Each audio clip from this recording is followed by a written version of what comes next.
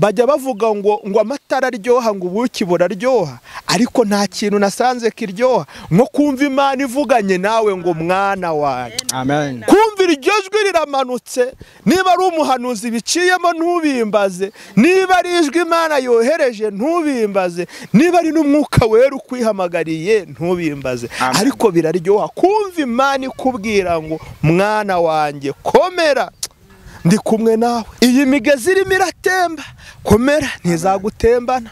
Uyu muriro urimo kwaka, komera. Haleluya. Ntacyo uzaba, turi kumwe, ntacyo kibaye. Imana ishimwe cyane. Amen. Rero Eliya yazamutse nawe umusozi wuwe Karumeli. Haleluya. Amen. Ngo Karumeli wigize igihangange, Karumeli we. Amen. Amen. Iyo yose ni imisozi. Eliya ajya kubwira abahanuzi ba Bayali ati mwangegera mwe mutizera Imana, mwangegera mwe muyipfobya, ngaho muze nimufate igicaniro mugitegure, maze muzane ibitambo mutambe, nanjye ngiye kubikora uko iri busubirisha umuriro uyu munsi. Iyo niyo Mana. Amen. Iyo niyo Mana tuzasenga. Bara ntago bari muri stade, nta nubwo bari muri church, ahubwo bari bavuye anside, bazamuka umusozi, gahunda kwari uguhangana. Amen. Ngo iri busubirisha iki? Umuriro. Cyo nkundira Imana irigaragaza. Amen. Eliya arababwira ati rero muri mubanze, barabanza.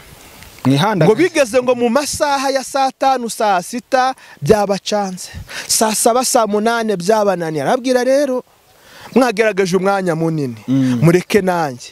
Atariko mutagira ngo hari umuriro nabitse hehe yemwe munsi muri iki gitereko nagize gute, ngo nimuzana amazi musuke, maze byibuze ngo amazi azamuka gere hehe acagate. Eliya arangije aravuga ati Imana. Haleluya. Amen. Niba ari weho waremye ijuru ndetse n'isi, niba ari weho wampaye umwuka wo guhumeka, uyu munsi bimenyekane ko ari we Mana. Amen. Ya Isiraheli. Haleluya. Ngo nuko ngo umuriri umanuka n'umuriro uteye ubwoba, ngo uragira gute? Urazamuka, bimwe bita inkongi. Aha. Imana ishimwe cyane. Amen. Ntekereza ko bigenda gusa n'uriya wavumbutse harare za Angeles ejo bundi. Ntabamenya ahantu uturutse, kuko nta n'uwari uzi impamvu ubayeho, ariko umuriro ute? Uraboneka. Harahari ku musozi. My friend, ntago ari aho gusa, umuriro wagiye uboneka inshuro nyinshi. Muri uko bari bakongereje Sadurake, Meshake na Abedenego, vuga ati uyu nguyu muwenyegeze, ngo benyegeze itanura inshuro zingahe? 7. Babaga biherereye inshuti yanjye, babaga bihereye hari nago bari mu nteko ishinga amategeko ya hariya za Babuloni. Wapi? Bari bagiye ku ruhande baravuga ati ntabwo aba bantu twabihanganira gusuzugura, gutesha agaciro iki Imana yacu. Ubutayu bwahozeho, Yesu yazamutse ubutayu.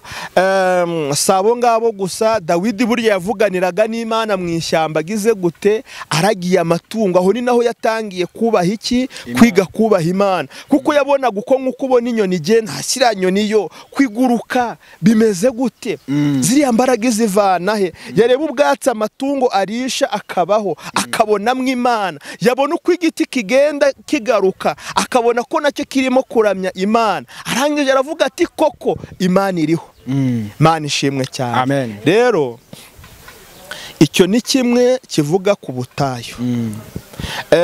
Clarisse yaravuze ngo ubutayu wabutegura hariho hose. Mu mutima wawe wahategura ubutayu, kuko no mu nzira iyo dutambuka tugenda dusenga, no mu mamodoka iyo tugenda dusenga. Rero kuba ufite inzu yawe ifite ibyumba 4 cyangwa 5, kugiramo ahantu ha metero zitarenze 20, nazo ni nyinshi.